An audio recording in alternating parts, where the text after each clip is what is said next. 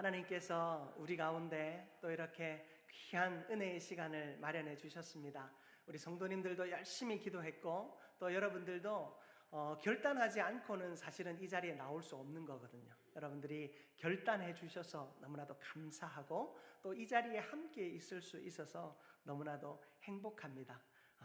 여러분들, 하나님께서 우리 모두에게 베풀어 주시는 은혜를 마음껏 받아 누리는 시간 되기를 주님의 이름으로 축복합니다. 2023년 언론 기사에 따르면 한국인의 10명 중 7명은 내가 종교가 없다라고 대답했다라고 합니다. 이건 한 기관의 설문조사가 아니고요, 여러 기관들이 설문조사를 하다 보니 점점 종교가 없다라고 대답하는 사람들이 많아지기 시작하더라고요. 그래서 10명 중에 7명에 가까운 사람들이 다 내가 종교가 없다라고 말합니다. 그런데 안타까운 것은 이들이 처음부터 교회를 떠난 것이 아니라 점점 교회를 떠나는 사람들이 많아지고 교회를 낯설어 하는 사람들이 많아진다라는 것을 볼 때 참 안타까운 마음이 저에게 있습니다. 많은 기관들이 또 특히 이제 교회 성장에 대하여 연구하는 이들이 원인을 분석합니다. 왜 이 탈종교화가 가속화되어져 가고 있고 이 교회를 떠나는 사람들이 왜 이렇게 많아지는가? 이것에 대한 몇 가지 이유를 살펴보니 이 종교라고 하는 것을 물질의 복과 연결시키고 있기 때문이다라는 것이 첫 번째 이유이고, 하나는 진리를 이성과 연결시키고 있다라는 것이 두 번째 이유가 된다라고 이야기하더라고요. 먼저 이 물질, 우리가 물질의 복을 하나님이 주신다라고 생각하니까 사실 그건 틀린 말은 아니거든요. 그런데 이 물질의 복과 신앙생활을 연결시키다 보니 어떤 일이 일어나는가? 옛날에는 우리가 살기 힘들고 어려울 때 교회에 오면 교회에서 구제도 하고 또 좋은 선물들도 주니 너무 좋았잖아요. 그런데 요즘은 교회에서 주는 것보다 세상에서 주는 것이 더 좋아요. 여러분들에게 오늘 새 가족들이 오셨는데 여러분들을 위해 선물을 준비했습니다. 또 우리 59주년을 기념하고 또 새 예배당 입당도 기념하여서 성도들에게도 다 선물을 준비했어요. 그런데 이 선물을 준비하면서 세상에 줄 수 없는 최고의 것을 드릴 수가 없더라고요. 네. 세상이 줄 수 있는, 누구나 줄 수 있는 것 중에 그래도 귀한 것을 준비하느라 고심하고 기도했습니다. 그러나 여러분, 우리는 세상에 줄 수 있는 것보다 더 많은 것을 교회에서 얻을 수 있는가? 여러분, 여기에 자꾸만 물음표가 생기는 거예요. 교회에서 기도하는 것보다 오히려 주식과 코인에 투자하는 것이 더 낫다고 생각하고, 목사님과 함께 또 이 말씀 앞에서 이 삶을 놓고 씨름하는 것보다 어떤 찌라시나 전문가들의 소견들을 통해서 내가 어디에 투자할까를 고민하는 것이 더 낫다라고 생각하는 것 같아요. 또 진리를 이성과 연결시킴으로 이성과 지식이 이 고도화되어가는 이 세대 속에서 종교적인 가치는 점점 필요 없다라고 생각합니다. 나와서 기도하는 것보다 좋은 의사를 찾아가는 것이 더 중요하고, 좋은 말씀을 찾아 헤매기보다 챗GPT 같은데 내가 궁금해하는 것들을 물어보면서 그 대답을 듣는 것이 더 낫다라고 점점 생각하는 것 같아요. 물질과 이 교회를 연결시키고 이성과 진리를 연결시키기 시작하면서 점점 교회를 떠나가는 사람들이 많아지기 시작했습니다. 그러나 여러분, 기독교는 영생의 종교이고 부활의 종교입니다. 기독교는 세상에 줄 수 없는 영생을 선물하여 주고, 우리가 드리는 이 예배를 통하여서 우리가 만난 하나님은 우리에게 부활을 선물해 주십니다. 세상에 줄 수 있는 복과는 비교할 수 없는 복을 우리에게 주는 것입니다. 그러므로 사랑하는 성도 여러분, 교회에 나아오는 우리는 세상의 가치에 함몰되어지지 않고 오히려 세상이 줄 수 없는 하나님의 말씀과 영생과 그 부활의 복을 사모하며 그것을 맛보기 위해 살아가야 할 줄 믿습니다. 우리 한민교회는 지난 59년간 이 일을 위해 달려왔습니다. 돌이켜보면 물질의 은혜를 많이 받은 사람이 있는가 하면 그들보다 물질의 은혜를 받지 못한 이들도 있습니다. 예수 믿기 시작하면서 건강이 좋아진 사람이 있는가 하면 예수 믿고 난 후부터 건강이 악화된 사람들도 있습니다.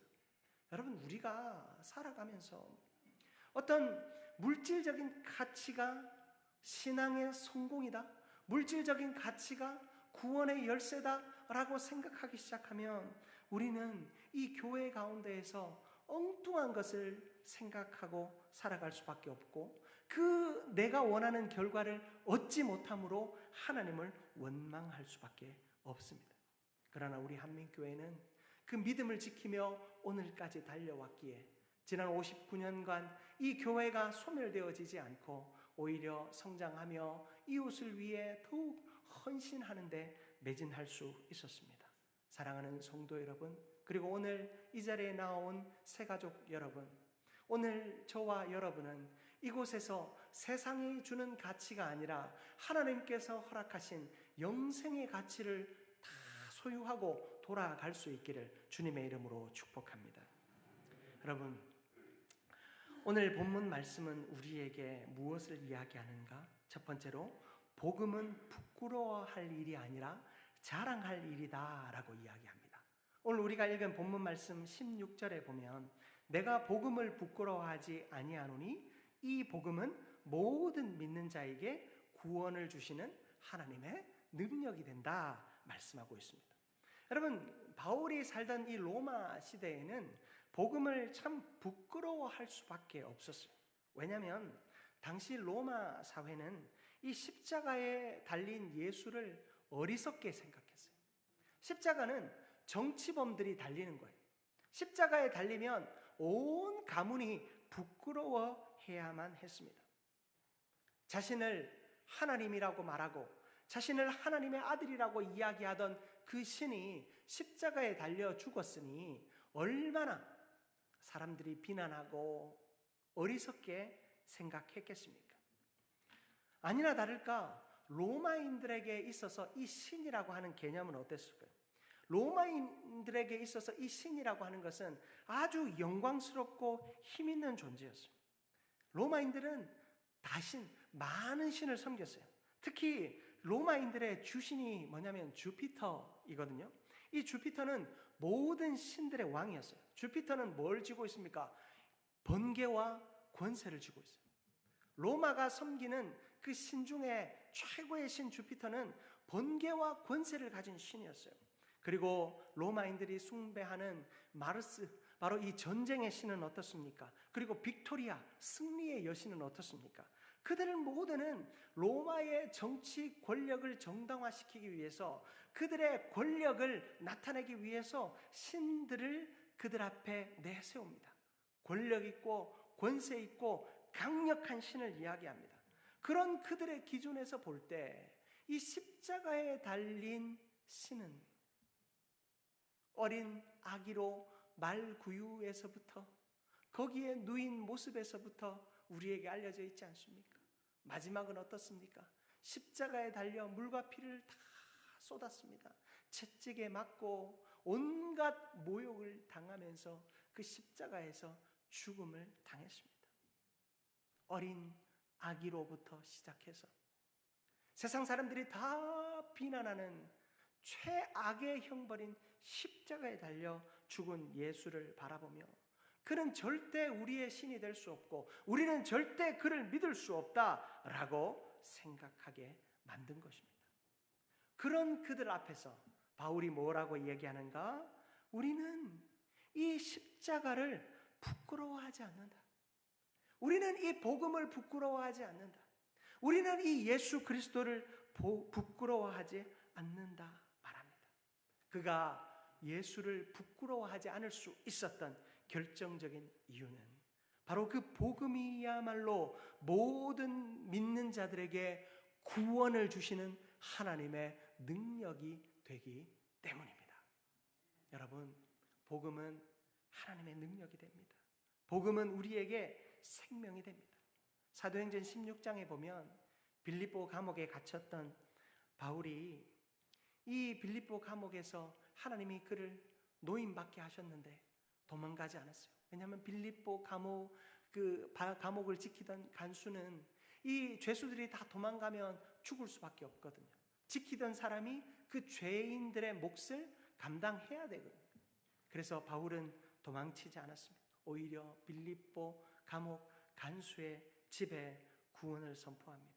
그가 내가 어떻게 하면 구원을 얻을 수 있을까요? 나를 버리고 나를 죽도록 내버려 두지 않고 여기에 머물러 있던 당신은 그 당신이 믿는 예수 그리스도를 내가 어떻게 받아들일 수 있습니까?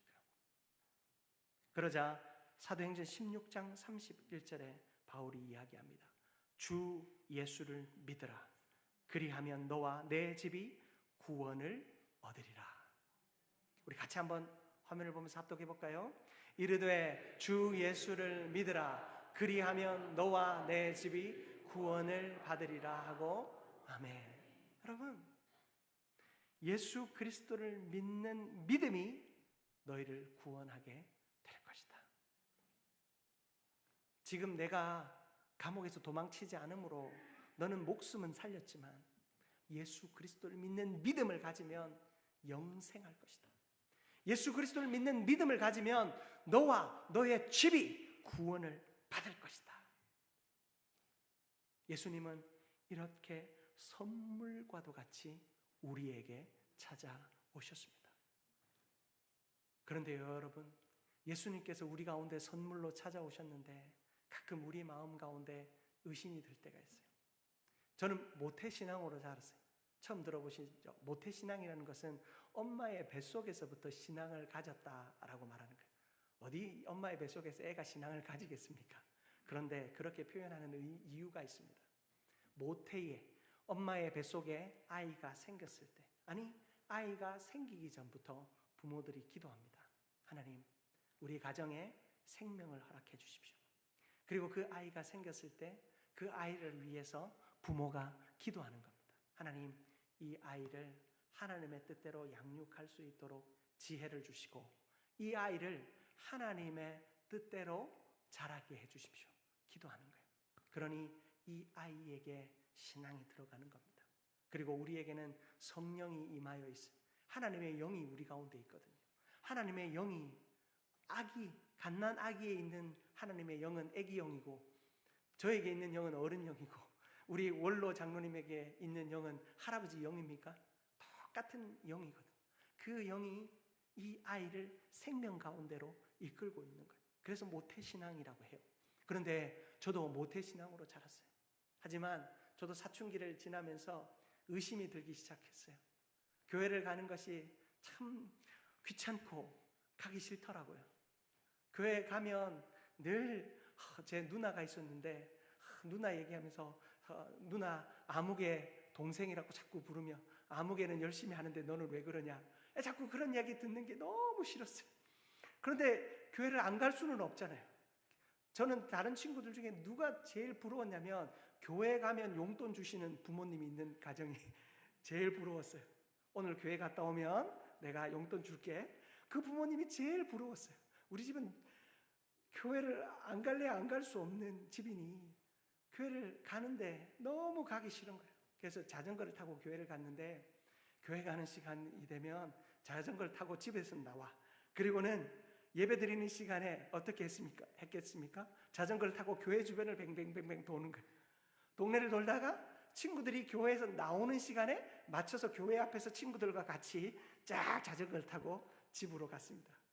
그러면 어머니가 교회 갔다 왔냐고 물으면 제가 뭐라고 하겠습니까? 갔다 왔다고 해야죠. 거짓말은 하지 않았어요. 교회를 갔다 왔냐고 물으셨기에 교회를 갔다 왔다고 말했고 그 누가 증인이 있냐? 증인이 허다한 무리들이 제 증인이에요. 다들 친구들한테 물어보면 분명히 교회에서 봤대. 그래서 저는 교회를 빠짐없이 다녔습니다. 가끔씩 뭐 요즘은 그런 말씀 하시는 부모님들이 잘은 없지만 어린 시절에 제가 공부 안 하고 집에서 뒹굴거리고 있고, 그리고 뭔가 부모님 말씀 순종 안 하면 꼭 부모님이 하시는 말씀이 뭐냐면 너 그러면 지옥 가? 그런 얘기 하셨어요. 어린 시절에는 지옥 가는 게 무서웠어요. 불구덩이라고 하니까. 근데 청소년이 되니까 불 정도는 이길 수 있겠더라고요. 그래서 너 그럼 지옥 가? 하시면 제 마음으로 그런 얘기 했어요. 지옥? 까짓 거 뭐 가지 뭐. 입으로는 얘기하진 않았고 제 마음으로 그런 생각 한 적이 있어요. 부모님이 자꾸 그러면 막 반항심이 막 나와가지고 지옥? 까짓 거 뭐 가지 뭐. 여러분, 저는 의심했던 사람이었어요. 그런데 어느 날 그 의심이 믿음이 되더라고요. 오늘 이 이러한 시대를 요즘 사람들이 덮어놓고 믿는 시대라고 이야기합니다.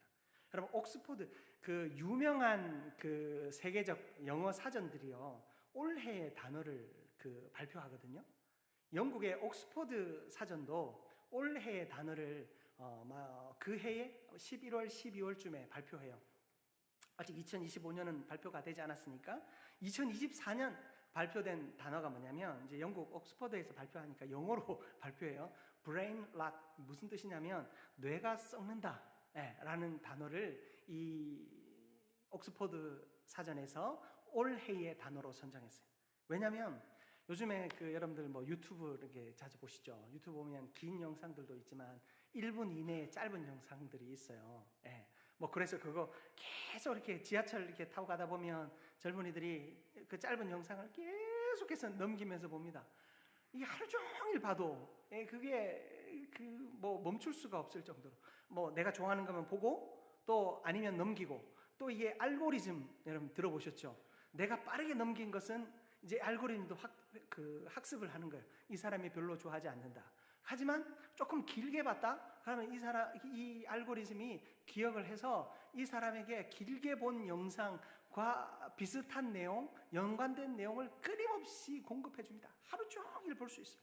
그래서 이 무의미한 컨텐츠를 장시간 소비하면, 그 무의미한 컨텐츠에 장시간 노출되면 생각이 무너지고 그 뇌의 활동이 멈추게 됩니다. 그래서 이 brain rot이라고 하는 이 단어가 나오게 된 거예요. 여러분, 뇌가 썩어가는 거예요. 뇌가 무뎌지는 거예요. 그냥 무의미하게 컨텐츠를 소모하니까. 그런데 여러분, 이 인공지능을 이제 연구하고 또 공부하는 사람들이 이런 얘기해요. 옛날에는 우리가 알고리즘을 만들어 갔어요. 우리가 학습을 시켰어요. 인공지능을 학습을 시켰어요. 그런데 지금은 어떻습니까? 인공지능이, 그 알고리즘이 우리를 조종하는 거예요. 내가 그런 컨텐츠를 좋아하는 사람인 것처럼 생각과 의심을 하지 않게 만들어요. 그래서 어떤 철학자들은 이런 이야기를 하더라고요. 현대인에게 가장 위험한 것은 의심 없는 확신이다. 우리가 의심하지 않고 확신하게 되는 거예요. 신앙생활 하다 보면 의심이 들 때 있어요. 저도 의심 많이 했습니다. 물론 지금은 의심하지 않지만 저는 의심 많이 했어요. 하나님 과연 살아계실까? 예수님은 실제로 존재했을까? 외계인은 하나님이 창조하셨을까 아닐까? 여러분, 그런 의심들을 늘 했단 말이에요. 하지만 그 의심의 끝에서 만난 것은 하나님이었어요. 도마라고 하는 사람이 성경에 등장합니다. 예수님의 제자였어요. 이 도마라고 하는 사람은 정말로 예수님이 죽으러 가겠다고 할 때, 야, 우리도 같이 죽으러 가자 하던 사람이었어요. 그만큼 예수라고 하면 정말로 사랑하던 사람이었어요. 그런데 그 도마가 예수님께서 십자가에 달려 죽으셨다가 다시 살아나셔서 3일 만에 부활하셔서 제자들에게 나타나셨을 때, 그때 마침 도마가 그 제자들의 무리에 없었던 거예요. 그리고 돌아왔는데 보니까 다른 제자들이, 야, 예수님이 살아나셨어. 예수님이 살아나셔서 우리 가운데 오셨어. 그 얘기를 하니까 도마가 믿을 수가 없는 거예요. 그래서 도마가 뭐라고 이야기하냐면, 내가 그의 손에 난 못자국을 보고 손가락을 거기에다가 넣어보지 않고는 내가 믿지 못하겠다 이 얘기했어요. 예수님과 같이 죽겠다라고 이야기하던 사람이었는데 예수님이 돌아가시고 난 후에 그 예수님이 다시 살아났다고 하니 믿을 수 없다라고 이야기하는. 그런데 여러분, 이 도마의 의심은 어쩌면 정직한 의심이었어요. 사람이 죽었는데 어떻게 살아나겠어요? 사람이 죽었는데 어떻게 살아나겠어요? 도마는 무작정 믿지 않고 의심했어요. 그런데 그 의심은 정직한 믿음이었어요. 예수님을 향한 신뢰 없는 믿음이 아니라 이 현상과 지금 나타난 이 현실에 대하여 의심하는 의심이었어요. 그 의심의 끝에 그는 예수를 보았고 그 예수를 만난 후에 그의 놀라운 신앙의 고백이 나옵니다. 요한복음 20장 28절 말씀인데요, 우리 같이 한번 화면을 보면서 우리 합독하도록 하겠습니다. 도마가 대답하여 이르되 나의 주님이시요 나의 하나님이시니이다. 아멘. 여러분, 도마는 비로소 그 의심의 끝에서 예수 그리스도를 나의 주님이시요 나의 하나님이라고 고백하였습니다. 도마가 예수님과 같이 생활할 때는 예수님이 좋은 선생님 정도로 여겨졌고 예수님과 함께 생활할 때 그 예수님이 전하는 것이 뭔가 새롭고 다르다 정도는 느껴졌어요. 그런데 예수님이 돌아가셨을 때 그도 여전히 인간이었구나, 나에게 좋은 말씀도 해주시고 기적도 행하시고 놀라운 일들도 행하셨지만 그는 여전히 인간이구나 생각했어요. 그런 그에게 이 결정적인 문제가 찾아왔을 때 그 문제 앞에서 그는 정직하게 의심했고 의심했던 그에게 주님께서 찾아오심으로 그의 입술을 통하여 그저 선생님이 하나님으로 고백되어지는, 그가 알았던, 지식으로만 알았던, 눈으로만 보았던 그 예수님이 하나님의 아들이시오 나에게 구원을 주시는 부활의 주인이시다라는 사실을 비로소 깨닫게 된 것입니다. 사랑하는 성도 여러분, 의심할 수 있습니다. 여기 계신 분들 아마도 한 번쯤 교회를 가본 적이 있는 분이실 거예요. 처음 오신 분들도 있겠지만 많은 이들이 나도 언젠가는 교회를 한번 가본 적이 있어 라고 하는 분이 있을 겁니다.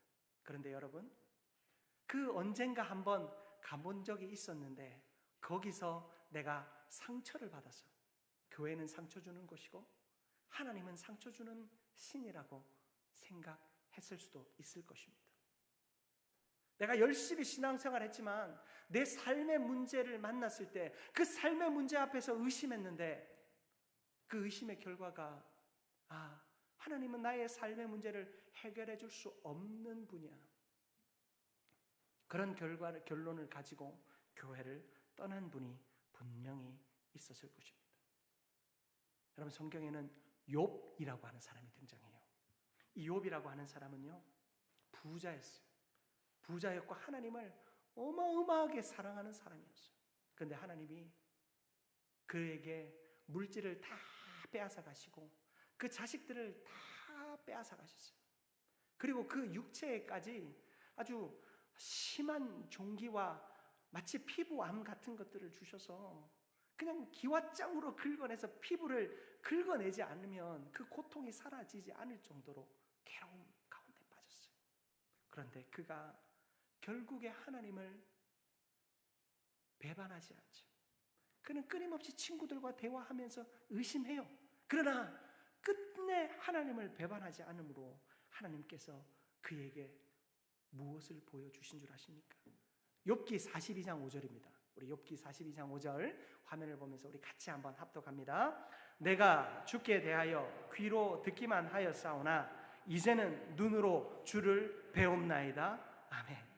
그가 하나님 잘 믿는다고 생활했고 그리고 자식들에게 모범을 보여주기 위해서 애를 썼어요. 그런데 자신의 인생이 이렇게 고달프고 힘들어져 보니 너무나도 이 신앙생활이 어렵다는 걸 아는 거예요. 자식들이 하나님 섬기는 거 어렵고 내가 아닌 다른 사람이 신앙생활 잘하는 것이 참 어렵다라는 것을 비로소 알았어요. 그래서 그가 고백하기로 나는 주님에 대해서 귀로만 들었다. 귀로만 들은 건 아니겠죠. 하지만 귀로만 들은 정도의 신앙이 나에게 있었다라는 거예요. 그런데 이제는 눈으로 주를 보게 되었다. 고난과 고통 속에서 누구를요? 하나님을 만나게 된 거예요. 그럼 저 역시도 하나님을 끊임없이 부정했어요. 하나님을 끊임없이 부정하면 부정할수록, 그리고 의심하면 의심할수록 하나님이 저에게 하나님의 살아 계심을 깨닫게 하시고 생각지도 않은 목사가 되게 하셨어요. 여러분, 하나님께서 우리의 삶의 길을 인도하시는 것은 참으로 놀랍습니다. 제 인생에 하나님이 죽을 뻔한 고비를 넘기게 하시고, 정말로 이 인생의 그 마지막이라고 말할 수 있는 그 처참한 심정의 상태까지 끌어내리시고, 하나님은 하나님의 살아계심을 비로소 가르쳐 주시더라고요. 사랑하는 성도 여러분, 누구에게나 의심의 순간이 있고 누구에게나 절망의 순간이 있습니다. 그러나 중요한 것은 우리가 그 자리를 떠나지 않는 것입니다. 칼빈이라고 하는 사람은 기독교 강요라고 하는 책에서 이렇게 이야기했어요. 믿음은 의심과 싸우며 때로는 흔들리기도 하지만 결국에는 하나님의 약속을 신뢰함으로써 더욱 굳건해진다. 여러분, 우리의 믿음은 때로는 의심과 싸워요. 때로는 흔들려요. 힘들어요. 그러나 그 의심과 흔들림의 끝에 계시는 하나님께서 우리를 향한 생명의 약속을 결국엔 이루어 주실 줄 믿습니다. 사랑하는 성도 여러분, 그리고 오늘 우리 한민교회를 처음 방문한 여러분, 복음만이 오직 믿음으로 우리를 구원하는 줄 믿습니다. 우리가 해야 할 일은 의심하더라도, 의심이 되더라도 이 자리에 나아오는 겁니다. 내가 이 자리에서 하나님과 끊임없이 씨름해야 되는 거예요. 예배의 자리에서 끊임없이 씨름해야 되는 거예요. 하나님이 저를 놓지 않은 끈 하나는 그래도 자전거 타고 교회 주변은 뱅글뱅글 돌게 하셨다라는 사실. 그래서 부모님이, 야, 이번 주에 목사님, 그땐 전도사님이었군요. 전도사님이 무슨 말씀하셨어? 그거 대답하려고 교회에서 나오는 친구한테 오늘 전도사님 뭐 전했는지 물어본 그 물음이, 저를 이 믿음의 자리에서 떠나지 않게 만들어 주시더라고요. 여러분을 사랑하는 누군가가 말씀을 보내주시기도 하실 겁니다. 성경 구절도 보내주기도 하고 쓱 지워버리기도 하지만 그래도 내 눈을 한번 스쳐갔던 것이 나에게 사인이 되어서 오늘 여러분이 이 자리에 있는 줄 믿습니다. 여러분, 복음은 세상이 줄 수 없는 것입니다. 오직 예수 그리스도만이 우리에게 줄 수 있는 것입니다. 그 복음은 바로 이 자리, 예배의 자리에서만 만날 수 있는 것입니다. 여러분, 예수 만나는 저와 여러분 되기를 축복합니다. 바로 이 자리에서 예수 만날 수 있기를 축복합니다. 예수는 우리를 사랑하십니다.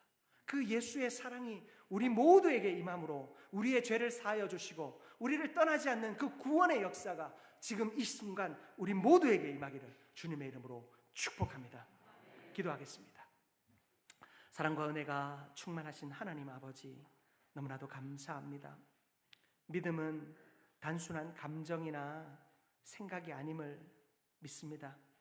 내가 예수 그리스도를 나의 구주, 나의 하나님으로 영접하게 하여 주옵소서. 하나님, 내 삶의 생각과 판단 다 내려놓습니다. 주님 찾아오시고 만나 주옵소서.